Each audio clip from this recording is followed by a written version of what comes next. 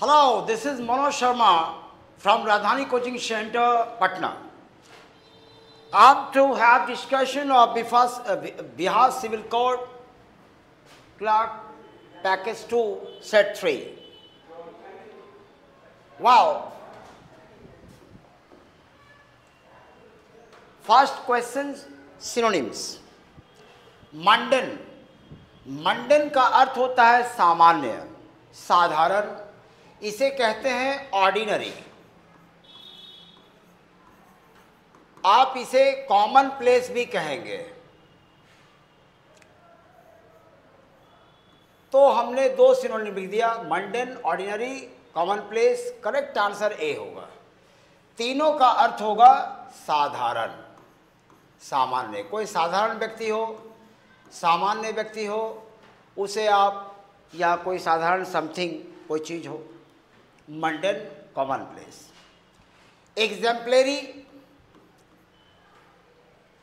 इसे कहते हैं दृष्टांत. दृष्टांत क्या होता है प्यारे? अगर कोई कार्य, कोई उपलब्धि, कोई सद्गुण अगर अनुकरण करने योग्य हो, उसे अपनाने योग्य हो, तो उसे एग्जाम्पलरी कहते हैं, दृष्टांत. ठीक है, अनुकरणीय भी कहते हैं इसे. अनकॉमन, ये मंडन का अपोजिट है. हमें सिनोनिम चाहिए. और एक्सक्लूसिव का मतलब होता है अद्वितीय, अनोखा, जिसके जैसा कोई और नहीं. अनकॉमन. तो अनकॉमन एक्सक्लूसिव सिनोनिम है, बट मंडन का सिनोनिम कॉमन प्लेस है. Salubrious. Salubrious, you have to understand, इसे कहते हैं स्वास्थ्यवर्धक, स्वस्थकर. तो इसे आप हेल्दी कह सकते हो, स्वास्थ्यवर्धक या स्वस्थकर.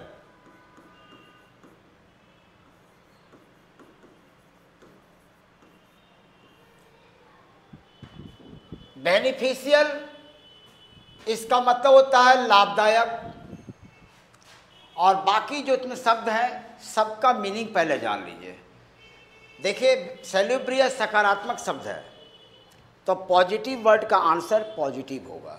विकेरियस, इंसीडियस, सेप्टिक, तीनों के तीनों निगेटिव वर्ड्स हैं. मैं आपको बताऊं, विकेरियस ये होता है उपनियुक्त. मतलब कोई अधीनस्थ कर्मचारी है, उसकी जो नियुक्ति होती है अपने अंडर में, तो ऐसे उपनियुक्त को कहते हैं विकेरियस. ये पॉजिटिव और नेगेटिव दोनों वर्ड हो सकता है. अगर किसी का डिमोशन हो जाए तो उपनियुक्ति हो गया, तो वो नेगेटिव है. या कोई छोटे पद पर है, बड़े पद पर गया, तो ये पॉजिटिव नेगेटिव दोनों है. इनसीडियस. इनसीडियस इसे कहते हैं क्राफ्टी, आर्टफुल, कनिंग. इसे हिंदी में कहते हैं धूर्त, कुटिल, चोट्टा. इनसीडियस.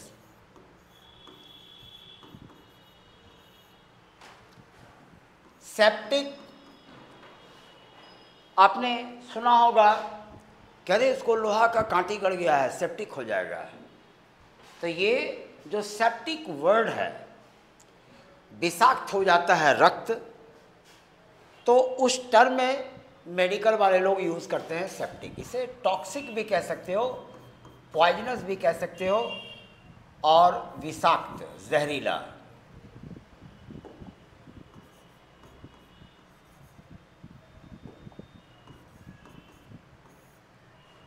हमारा आंसर स्वस्थकर, ये दोनों नेगेटिव वर्ड है, और ये व्यक्ति की उपनियुक्ति के लिए है.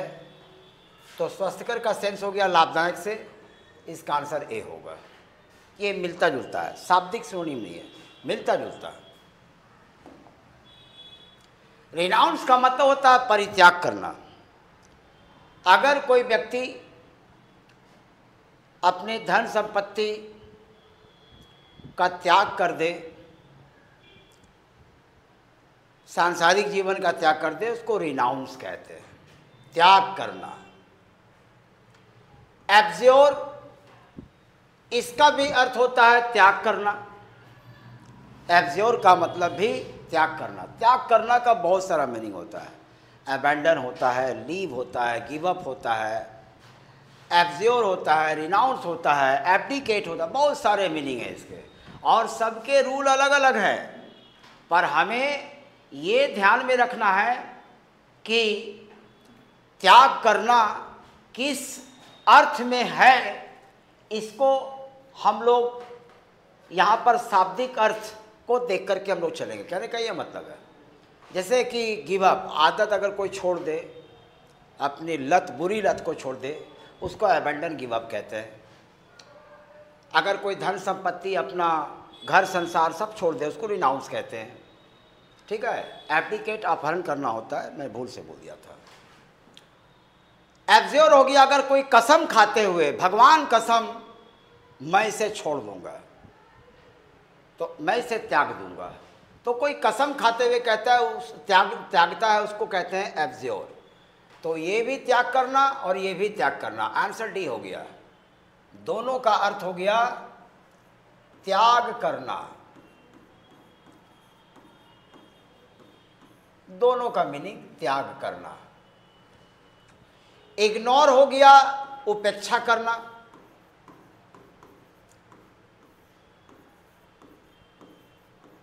इग्नोर और ओवरलुक ये दोनों सिनोनिम है। ओवरलुक का मतलब भी उपेक्षा करना, या ओवरलुक का मतलब अनदेखा करना भी होता है। इसका शाब्दिक अर्थ होता है अनदेखा करना। ओवरलुक मीन्स अंडरस्टिमेट, किंतु इग्नोर के सेंस में ही आता है ये। एम्ब्रेस का अर्थ होता है हग, गले लगाना,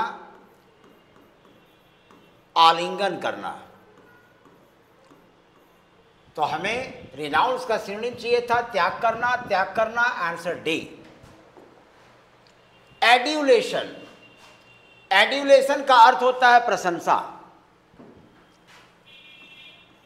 और एडोरेशन इसका भी अर्थ होता है प्रशंसा, आंसर हो गया डी। बाकी तीनों वर्ड निगेटिव है, इसे हम लोग छोड़ देंगे।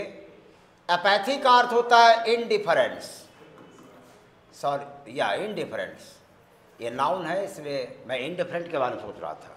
इनडिफरेंट एडजेक्टिव है, इसे कहते हैं उदासीनता। अवर्सन, इसे कहते हैं तीव्र नापसंदी, स्ट्रॉन्ग डिसलाइक। ये अंग्रेजी इतनी सरल है कि हिंदी लिखने की इसमें ज़रूरत नहीं है। स्कॉर्न का मतलब होता है तिरस्कार करना। नापसंद करना भी कह सकते हो प्यारे। तो एवर्सन और स्कॉर्न ये दोनों एक सेंस में सिनोनिम हो गया, ये दोनों सिनोनिम हो गया। एडोरेशन प्रशंसा, एडुलेशन प्रशंसा, आंसर डी। स्टेशनरी का अर्थ होता है स्थिर, मतलब न हिलने डुलने वाला। इसे कांस्टेंट भी कह सकते हो, अनमूविंग, जो हिले डुले नहीं, स्थिर। अपोजिट हो गया मूविंग, गतिमान या गतिशील। गतिमान या गतिशील, इसका अपोजिट हो गया ए। इस स्टील का दो अर्थ होता है। अगर ये स्टील एडवर्ब हो तो इसका अर्थ होता है फिर भी एडवर्ब के रूप में। एडवर्ब ये कब होगा? जब ये सब्जेक्ट के पहले रहेगा। जैसे स्टील ही फेल्ड, फिर भी वह फेल हो गया, तो इस स्टील ये सब्जेक्ट के पहले है, इस स्टील का मतलब होगा फिर भी। और यदि स्टील शांत हो तो ये एक गुण होगा। ये गुण के रूप में इसकी हिंदी होगी शांत। और स्टील यदि वर्ब से पहले हो, वर्ब से पहले, तो इस स्टील का मतलब होता है अभी तक यानी टिल नाउ 99% ये स्टिल प्रेजेंट कंटिन्यूअस में यूज होता है। मैंने 3 मीनिंग बताया आपको। बहरहाल हम लोग यहाँ पकड़ेंगे इसको शांत, चाहे जो मीनिंग पकड़ लीजिए, स्टेशनरी का अपोजिट नहीं होगा। स्क्वायर, इसका एक अर्थ होता है वर्ग। स्क्वायर का अर्थ एक व्यापक क्षेत्र से भी हो सकता है, भोजन वगैरह, इसके लिए भी स्क्वायर वर्ड का प्रयोग होता है ईडियम में, बट यहाँ स्क्वायर वर्ग कहेंगे। ये आप जानते हो, वॉच का मतलब देखना। देखना की कई अंग्रेजी होती है। सामान्य देखना को सी कहते हैं, गौर से देखना यानी ब्रेन वर्क काम करे लुक कहते हैं। भीतर से बाहर कोई देख रहा है तो उसे पिप कहते हैं, बाहर से कोई भीतर देख रहा है उसको पियर कहते हैं, दूर से देख रहा है उसे गेज कहते हैं। और वॉच हो गया मूविंग थिंग्स, हिलती डुलती वस्तु को देखना या सिनेमा वगैरह देखना, उसके लिए वॉच यूज होता है। गेम देखने के लिए भी वॉच होता है। तो यहाँ हमारा आंसर मूविंग हो गया, स्थिर का गतिशील, answer A. Discrete, my dear students, discrete जो वर्ड है इसे कहते हैं टैक्टफुल। अर्थात अगर कोई बंदा विनम्र हो, कुशल हो, पोलाइट, टैक्टफुल, ये सब इसके सिनोनिम होते हैं। या विवेकशील, बुद्धिमान, ये सब इसका सिनोनिम है। सेंसिबल, टैक्टफुल, ये सब इसका सिनोनिम में आता है। ठीक है, तो ये इसका सिनोनिम हुआ, तो ये तो अपोजिट होगा नहीं। केयरफुल हो गया सावधान, ये भी नहीं कह सकते। हार्मलेस हो गया हानिकारक। और हीडलेस, इसका अर्थ होता है ध्यान न देने वाला। हीड का मतलब अटेंशन होता है। तो जो व्यक्ति ध्यान नहीं देता है वो अल्प बुद्धि होता है, मूर्ख हो जाता है अंत में। तो उस सेंस में बुद्धिमान या विवेकशील, इसका अपोजिट हो जाएगा हेडलेस। हेडलेस को कहेंगे अविवेकी,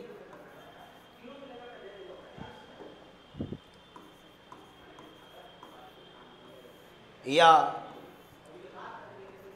ध्यान न देने वाला है।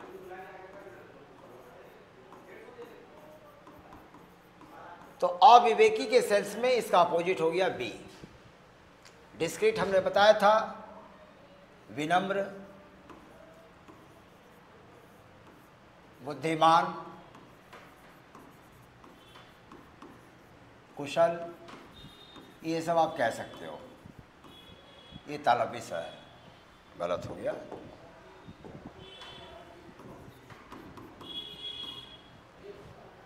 Now do understand the next. Discrete, बुद्धिमान, विवेकी और हेडलेस अविवेकी। Corroborate, my dear students, corroborate जो वर्ड होता है इसे हम लोग कहते हैं पुष्टि करना, यानी इसको वेरीफाई आप कह सकते हो। वेरीफाई, वैलिडेट, कंफर्म, ये तीनों के तीनों इसके सिनोनिम है। ये तीनों के तीनों सिनोनिम्स हैं। हमें चाहिए एंटोनिम्स। कंफर्म हो गया सुनिश्चित करना, वेरीफाई सत्यापन करना, वैलिडेट मान्य करना, मान्य करना, सत्यापित करना अर्थात पुष्टि करना, कंफर्म सुनिश्चित करना, ये आप जानते हो। अपोज, इसका आंसर हो गया विरोध करना। एक बंदा है जिसने बात की पुष्टि किया, यानी पुष्टि किया मैंने समर्थन किया, और अपोज हो गया विरोध किया। विरोध किया इसका मतलब उसने पुष्टि नहीं किया। तो उस सेंस में 7 का अपोजिट सी हुआ। Pernicious, my dear students, pernicious का अर्थ होता है हानिकारक। इसका अपोजिट हो जाएगा बेनिफिशियल, लाभदायक।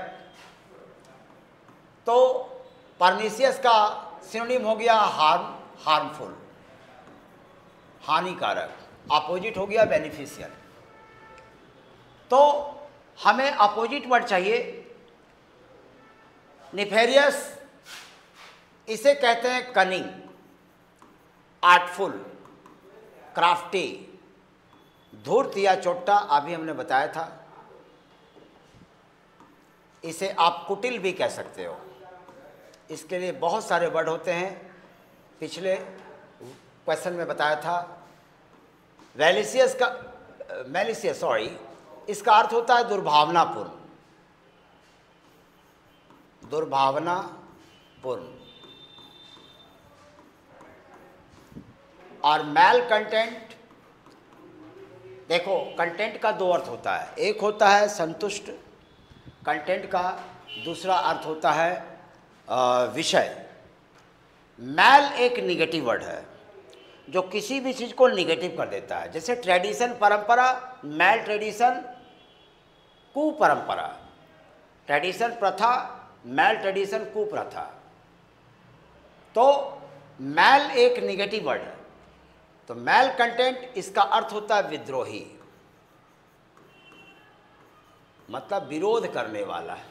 मतलब कि जो किसी सिस्टम से, किसी परंपरा से अगर वो संतुष्ट नहीं है तो वो विद्रोह करेगा। तो उस सेंस में इसे विद्रोही कहते हैं। हानिकारक का अपोजिट बेनिफिशियल हुआ। Spill the beans, spill the beans इसका मतलब होता है किसी रहस्य को उजागर करना। इसे संक्षेप में कहते हैं रहस्योद्घाटन करना। रहस्योद्घाटन करना अर्थात किसी रहस्य को उजागर कर देना पब्लिक के बीच। आंसर बी हो गया, टू रिवील सीक्रेट। सीक्रेट का मतलब रहस्य, राज। रिवील का मतलब उजागर करना, answer B. Make something visible, इसका अर्थ होता है दृष्टिगोचर करना, मतलब देखने योग्य बनाना। ये आंसर नहीं होगा। टॉक रैंडमली, उल्टे पलटे क्रम में अस्त व्यस्त तरीके से बोलना, बात करना। किसी की योजना को नष्ट कर देना, ये सी भी आंसर नहीं होगा। हमारा आंसर तो उजागर करना के लिए होगा, रहस्य उजागर करना, to reveal secret. Answer is B. Now do understand, bite your tongue. Bite your tongue इसका मतलब कि आदमी जो है वो कुछ बोलने वाला था, लेकिन बोलते बोलते वो आदमी चुप्पी साध लिया।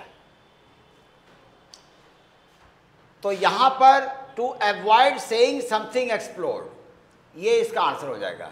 इसका मतलब हुआ कोई ऐसी चीज़ थी जिसको वो एक्सप्लोड करने वाला था, बोलने वाला था, व्यक्त करने वाला था,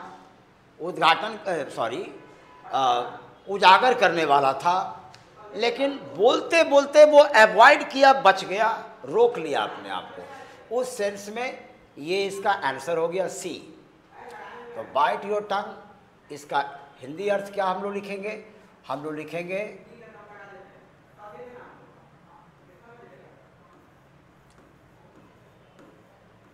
बोलते बोलते वक्तव्य को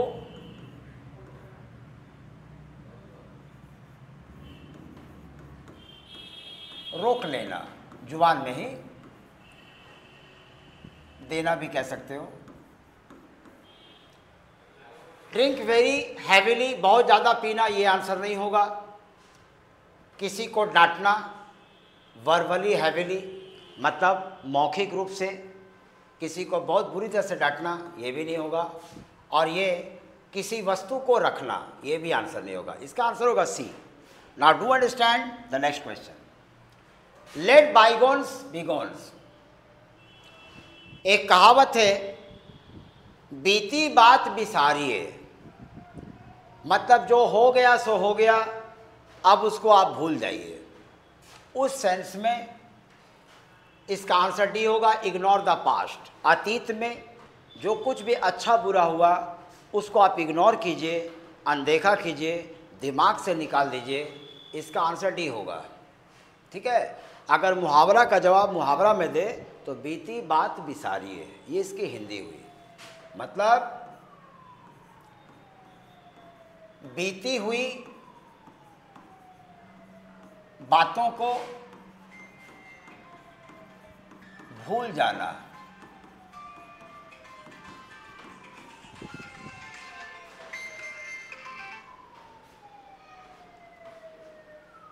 आंसर डी। टेक रिवेंज का अर्थ होता है बदला लेना, प्रतिशोध लेना, यह आंसर नहीं होगा। अतीत को बदल देना, अतीत को कभी बदला नहीं जा सकता। अतीत जो घट गया सो घट गया। हाँ, वर्तमान में कुछ बदलाव ला सकते हो, अतीत को नहीं बदल सकते, वो घटित हो चुका है, ये आंसर नहीं होगा। फ्लैटर समवन, किसी की चापलूसी करना, ये भी नहीं करेंगे। हमारा आंसर डी हुआ। बीती बात बिसारिए, बीती बातों को भूल जाइए। 12 number 12, burn once bridges.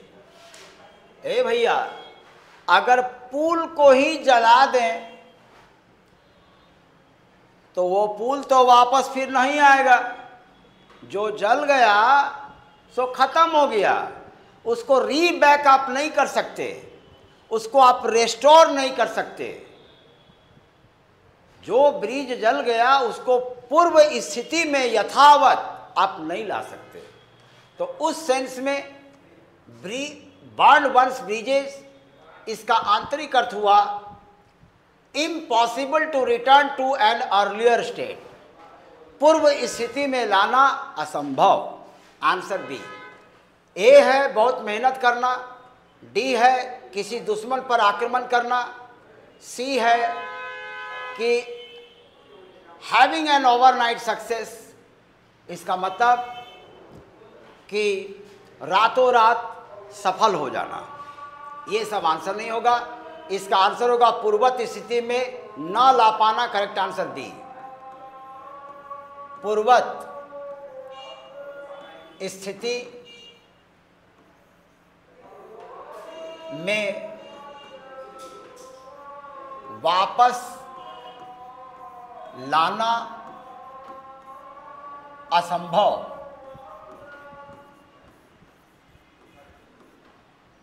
Answer हो गया B. One word substitution, something which can not be taken by force. कोई ऐसी चीज जिसको बलपूर्वक लिया नहीं जा सकता, बलपूर्वक छीना नहीं जा सकता। इररेसिस्टिबल का मतलब होता है रोका ना जा सकने योग्य। इम्पेरेटिव हो गया अनिवार्य।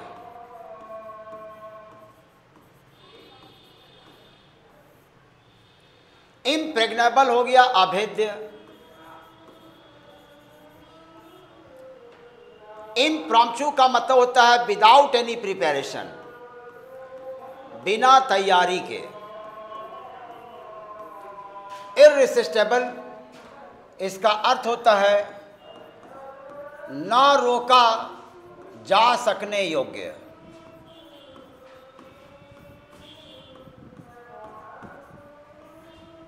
इररेसिस्टिबल, इसमें इसका करेक्ट आंसर सी होगा, अभेद्य। जो अभेद्य है उसको बिल्कुल रोका नहीं जा सकता है, उसको आप बाय फोर्स प्राप्त नहीं कर सकते। ठीक है, तो अनिवार्य हम लोग नहीं कहेंगे, ये बिना पूर्व तैयारी के ना रोका जा सकने योग्य। ये भी आंसर हो सकता था, लेकिन यहाँ पर दे दिया है बाय फोर्स, तो यहाँ अभेद्य हमारा आंसर होगा। तो इसका आंसर हो जाएगा सी। ठीक है, that is a very crucial question. A person who arranges and sells cut flowers, एक ऐसा बंदा जो फूलों को तोड़ता है पौधों से और उसे बेचता है, ऐसे व्यक्ति को कहते हैं फ्लोरिस्ट। ये फूल उत्पादन का भी काम करता है, फूल बेचने का भी काम करता है, दैट इज कॉल्ड फ्लोरिस्ट। फूलों का उत्पादन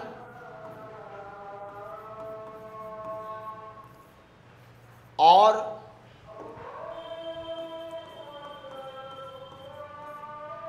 बेचने वाला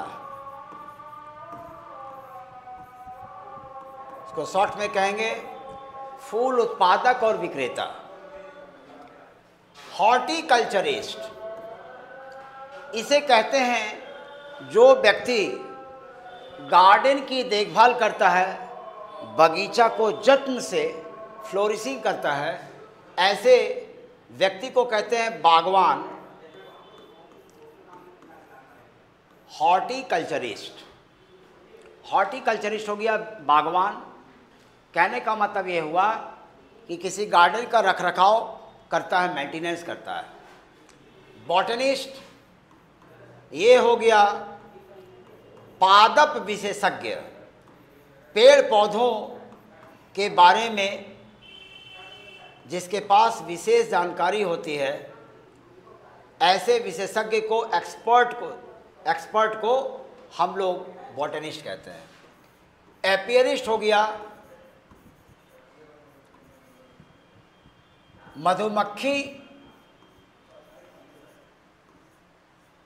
मधुमक्खियों को पालने वाला। किस लिए भैया? तो मधु उत्पादन के लिए। मधुमक्खियाँ मधु उत्पादन करेंगी। ये तब संभव होगा जब मधुमक्खियों को कोई व्यक्ति एक जगह पर आकृष्ट करने की और रखने की कोशिश करे। ऐसे मधु उत्पादन के लिए मधुमक्खियों को अनुकूल स्थान देने वाला जो बंदा होता है, दैट इज कॉल्ड एपियरिस्ट। हमारा आंसर तो ये हो गया है पहले ही, बी नंबर।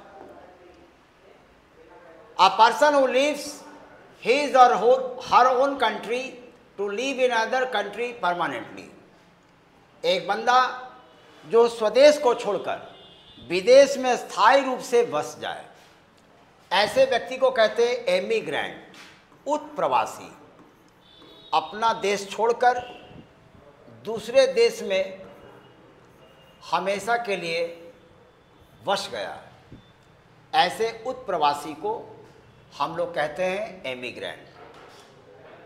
और इमिग्रेंट क्या होता है? विदेश से कोई हमारे देश में रहने के लिए आ जाए, तो ऐसे व्यक्ति को इमिग्रेंट कहते हैं, अप्रवासी। उत का अर्थ हो गया बाहर जाकर, तो उस सेंस में ये इसकी हिंदी हुई। Emigrant correct answer. और इमिग्रेंट क्या बताया हमने? विदेश से हमारे देश में आकर रहने वाला। वैगाबॉन्ड इसका अर्थ हो गया घुमक्कड़।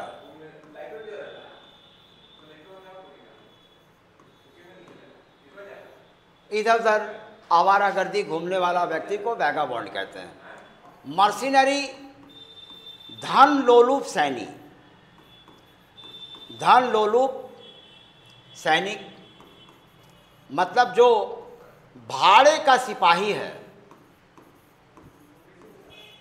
हायरिंग चार्ज लेकर के वो सिपाही दूसरे देश में जाता है सुरक्षा करने के लिए, लड़ने के लिए।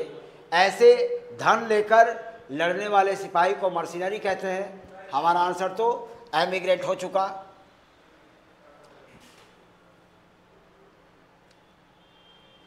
नेक्स्ट क्वेश्चन, ये स्पेलिंग एरर का है।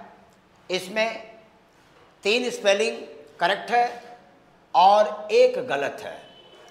रॉन्ग स्पेलिंग है ट्रूली। ट्रू की स्पेलिंग होती है TRUE, बट जब इसमें हम लोग LY जोड़ते हैं तो ये E हट जाता है, तो ये वर्ड बन जाता है ट्रूली। अंडरस्टूड? तो करेक्ट स्पेलिंग हमारा ट्रूली का ये है। इसका आंसर डी हुआ। डिसेंट्री बिल्कुल सही है। इसे एक रोग है, इसे कहते हैं पेचिस। किसी का पेट में भोजन अपच होता हो तो ऐसे व्यक्ति को डिसेंट्री हो जाता है, उसे पेचिस कहते हैं। मैन्यूवर इसका अर्थ होता है चालबाजी, युद्ध कौशल।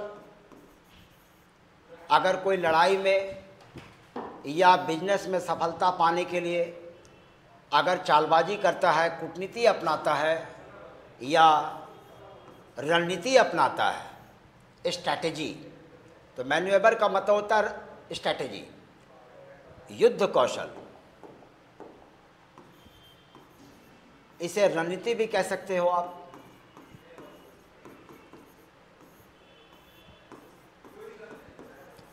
रणनीति किसी भी क्षेत्र में लोग अपनाते हैं सफलता के लिए। नेक्स्ट वर्ड है एम्बॉडीमेंट।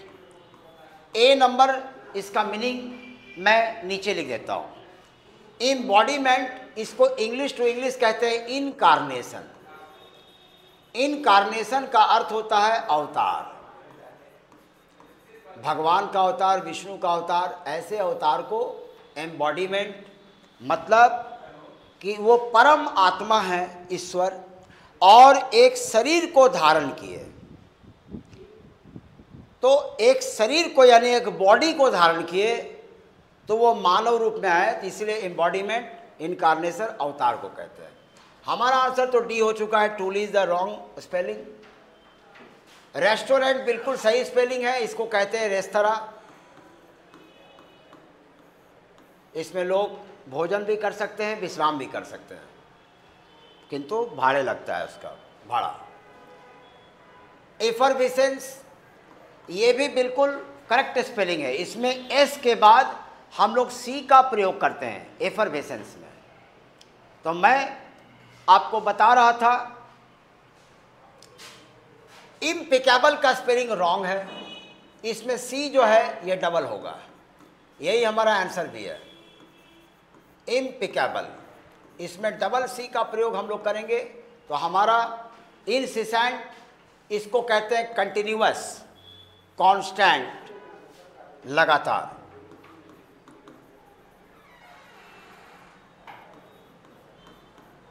इनसिसेंट, कंटिन्यूअस, कांस्टेंट, ये सब का मतलब होता है लगातार। तो मैं आपको बता रहा था इम्पेकेबल, इसको कहते हैं हिंदी में दोष रहित, बेदाग। अगर कोई बंदा दोष रहित हो, बेदाग हो, तो उसको हम लोग कह सकते हैं, दैट इज इट। और हम लोग अगले सवाल की ओर बढ़ते हैं। सरप्सियस, सैक्रिलेज, इम्परवियस, इनकैंडिसेंट। इसमें सैक्रिलेज का स्पेलिंग रॉन्ग है, इसमें वर्ड डी नहीं होगा। डी को हटा देंगे तो करेक्ट स्पेलिंग हो जाएगा सैक्रिलेज। सैक्रिलेज, इसका अर्थ होता है अपवित्रीकरण, अनहोलीनेस, अपवित्रीकरण।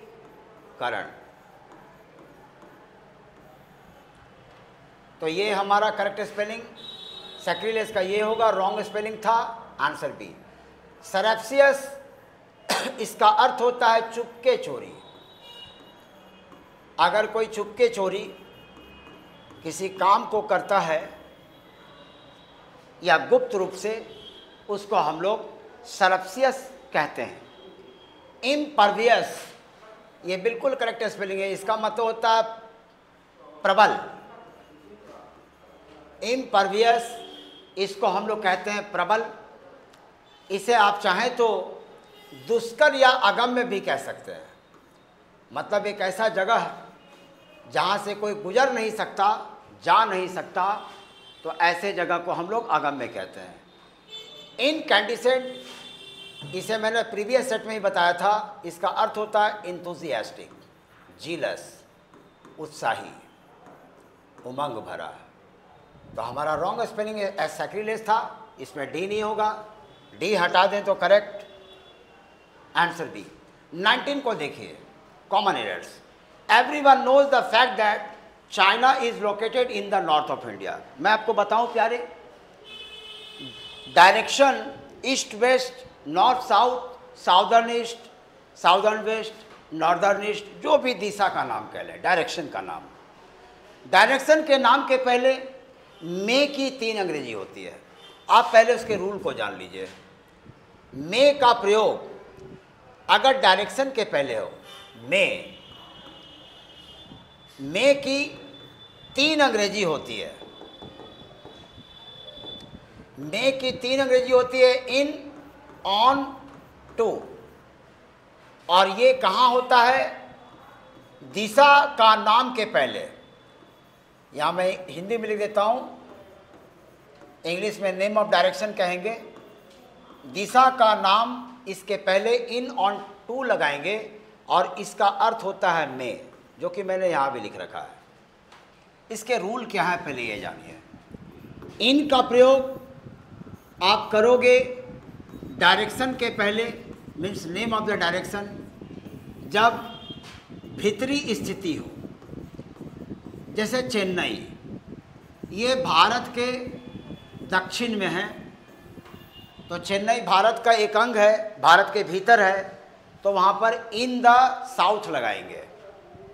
इसी तरह से हिंद महासागर, वो भी भारत के दक्षिण में ही है, किंतु हिंद महासागर से कई देश सटे हुए हैं, तो इसको माना जाएगा बॉर्डर लोकेशन, सीमा परिस्थिति। बॉर्डर लोकेशन, सीमा यानी सरहद। सरहद परिस्थिति जब रहेगा तो हम लोग डायरेक्शन के पहले ऑन द साउथ देंगे, और हिंदी वही होगी दक्षिण में। और एक होता है टू का प्रयोग, ये भी डायरेक्शन के पहले देते हैं, दिशा का नाम के पहले। ये बाहरी स्थिति के लिए होता है। जैसे श्रीलंका, वो भी भारत के दक्षिण में है, किंतु वो अलग देश है, तो बाहर माना जाएगा, तो वहाँ पर टू द साउथ होगा, यानी दक्षिण में। तो 3 वाक्य मैं आपको फिर से बोलता हूँ। चेन्नई मौखिक, Chennai is located in the south of India, in the Indian ocean is located on the south of India, और Sri Lanka is located to the south of India. और तीनों जगह in the south, on the south, to the south, तीनों का मतलब होगा दक्षिण में। हमारे सवाल में चाइना भारत के उत्तर में है, चाइना अलग देश है, तो वो बाहरी स्थिति माना जाएगा, बॉर्डर पे नहीं। बॉर्डर पे एलएसी है, बॉर्डर आप नहीं मान सकते। चाइना एक अलग देश है, उसका अस्तित्व अलग है, तो वो भारत के बाहर माना जाएगा। और बाहरी स्थिति के लिए हमने टू बताया है दिशा के पहले। यहाँ द नॉर्थ के पहले टू होगा। इन हमारा एरर है, इसका करेक्शन होगा to, to the north of India. Answer option A. Last question, over the years. मैं आपको बताऊं, अगर किसी वाक्य में ऑलरेडी दिया हो, एवर दिया हो, वाक्य के अंत में सो फार दिया हो, वाक्य के शुरुआत में over the years, over the months, over the weeks दिया हो, ETC, ऐसे ऐसे बहुत सारे रूल हैं, कम से कम 17-18 रूल हैं। ये सब जब भी रहेगा तो आप 99% हैव हैज प्लस V3 लगाएंगे। इसे ग्रामर की जुबान में प्रेजेंट परफेक्ट टेंस कहते हैं। तो हमारे वाक्य में ओवर द ईयर्स है, over the years, over the month, over the days रहेगा, प्रेजेंट परफेक्ट देंगे। मेट, ये वर्ब टू है, पास्ट है, पास्ट इंडेफिनिट टेंस है, ये रॉन्ग है। तो मेट हमारा एरर है, इसका करेक्शन होगा प्रेजेंट परफेक्ट में आई के साथ हम लोग हैव लगाएंगे और साथ में V3 देंगे met. Have met is the correction, met error है, option D is the correct answer. तो आज के लिए इतना ही। That's all for the day. See you in my next clip. Okay, bye bye.